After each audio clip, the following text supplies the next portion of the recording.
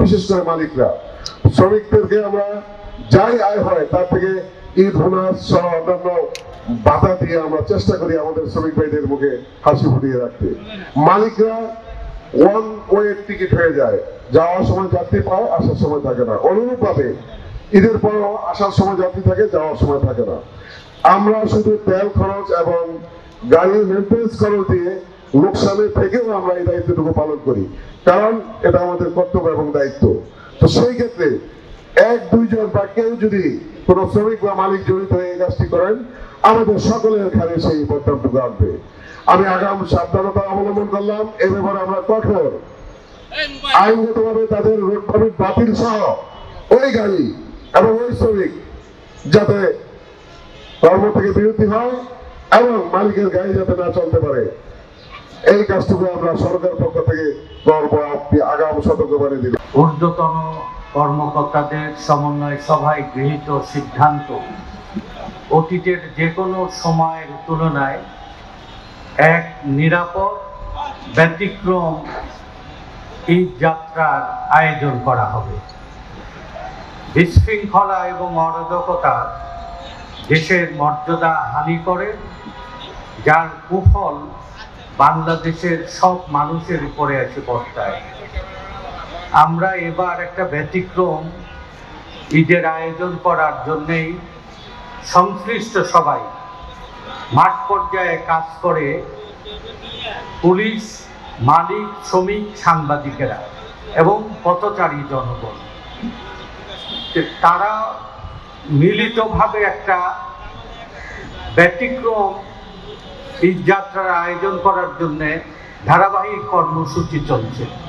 সেই ধারাবাহিক কর্মসূচির অংশ হিসাবে ঢাকা নগরের অতি পুরনো এবং গুরুত্বপূর্ণ স্টেশন, নগর কেন্দ্র এই ফুলবাড়িয়া এবং গুলিস্তানের মালিক এবং শ্রমিকদের কর্তৃক আয়োজিত আজকের এই সমন্বয় এবং মোটিভেশন সভার সম্মানিত সভাপতি, সবাই উপস্থিত পুলিশের ঊর্ধ্বতন কর্মকর্তা, ট্রাফিক বিভাগের প্রধান সরোয়ার হোসেন, যুগ্ম police commissioner Enamul Haque, traffic বিভাগ মতিঝিল জোনের ডিসি জালাল উদ্দিন, মালিক সমিতির সাইফুল ইসলাম, আব্দুল বাতেন, শ্রমিক ফেডারেশনের আব্দুল রহিম, ফুলবাড়িয়া, সাইদাবাদ এবং গুলিস্তানের মালিক শ্রমিক নেতৃবৃন্দ, সমবেত ভাইয়েরা, আসসালামু আলাইকুম।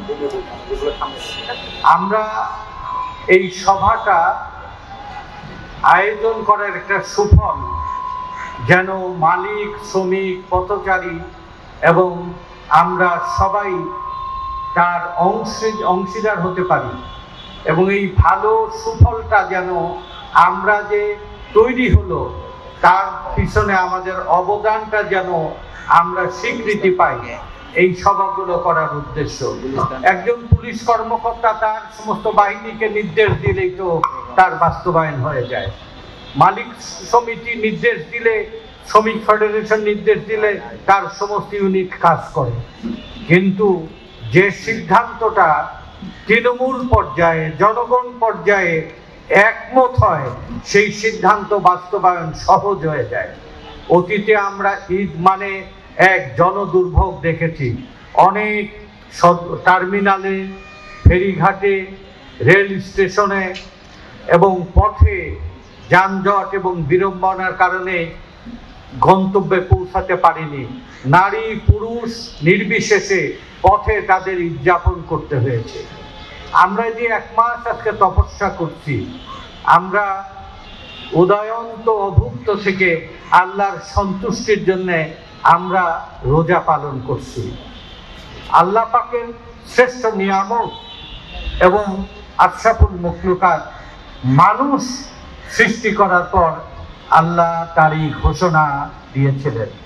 সেই মানুষ যখন দুর্ভোগে পড়ে, মানুষের যখন অভিশাপ ওঠে, সেই অভিশাপ আল্লাহর দরবারে গিয়ে পৌঁছায়।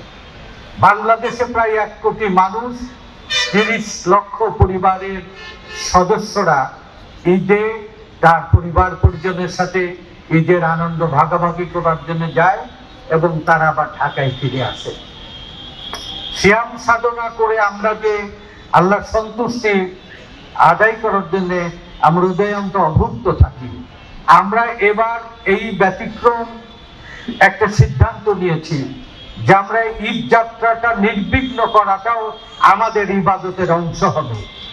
এই ইবাদতটা পুলিশ বাহিনীর কর্মকর্তা সদস্যরা, মালিক সমিতির কর্মকর্তা সদস্যরা, শ্রমিক সংগঠনের কর্মকর্তা সদস্যরা, যাত্রী কল্যাণের সদস্যরা এবং পথচারী সবাইকে উদ্বুদ্ধ করে আমরা এই কল্যাণের জন্য এই ইবাদতটা করে আমরা 1 কোটি মানুষের দীর্ঘশ্বাস থেকে আমরা মালিক, শ্রমিক, পুলিশ এবং দেশকে আমরা যদি রক্ষা করতে পারি, এর সরাসরি রহমত, আল্লাহ রহমত নাজির হবে বাংলাদেশের উপরে। 18 কোটি মানুষ এই বাংলাদেশে বাস করে। আমরা অরাজকতা হলে, বিশৃঙ্খলা হলে, জুলুম হলে তার প্রধান ক্ষতি হয় জনসাধারণ। আর জনসাধারণ যখন নিরাপদ বোধ করে, নির্বিঘ্ন থাকে, তখন সেই দেশটা দ্রুত এগিয়ে যায়।